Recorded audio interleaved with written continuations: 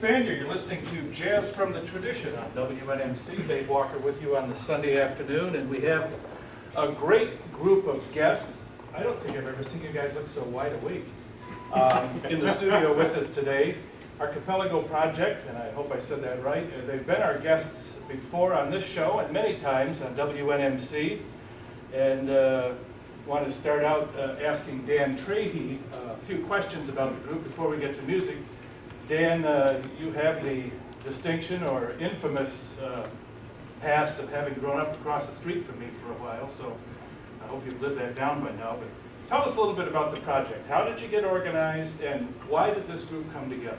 All right, well, that's a very long story. I'll make it quick. First of all, Garrett Mendez and I, who's also a Traverse City native, decided that we wanted to start a group that was a little different than playing in a symphony orchestra or playing in a established jazz band or anything like that. So we decided we wanted to play diverse styles of music and be able to play in different kinds of concert venues, like be able to play in a church one day and in a bar the next night.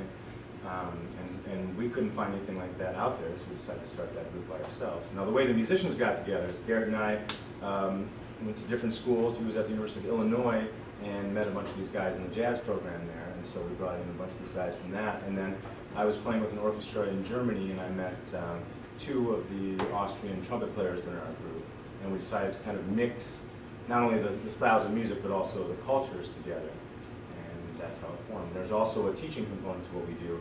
We go into schools and do residencies and workshops. You mentioned from churches to bars. I know you made an appearance in church today, so what's the next bar? No, I'm just kidding. I know there's an educational component to all of this, and there was a feature story in the local paper that kind of described, maybe you will for our listeners, again, just briefly talk about how experiencing music with you may help a young student. Well, I mean, first off, it's not to take anything away from the public school music education. I mean, they just can't do everything. I mean, for instance, if someone is, the band director is a saxophone player, they're not going to be able to say too much about what the tuba does or what the bassoon does or something like that. So we come in and we basically become like 12 band directors for the weeks that we're there. And that's the one thing. And the other thing is just the energy that we bring to the music. And also, you know, we're teaching kids that they can play any style of music on these instruments. I mean, I play the tuba, and most people think about oompa. And of course, we do oompa, but we do all kinds of styles and show the kids that they can play their music, their generation's music on an instrument. Okay, and do you also operate like a music camp for students or something like that? Yeah, that's what's happening in Traverse City these 2 weeks. We're at East Junior High, and we have kids from all over northern Michigan who are participating for, it's 4 hours a day for 2 weeks, and they're basically sitting in with us, and we're making them part of our band. And I mean, I think the musical growth through that is just tremendous, because you know you're playing next to professionals, and your level is going to raise no matter what level you're at. All right, what do you say we give the folks some music? What's your first number? We're going to play a Gillespie tune, Manteca. All right, Jazz from the Tradition with the Archipelago Project on WNMC. Here we go.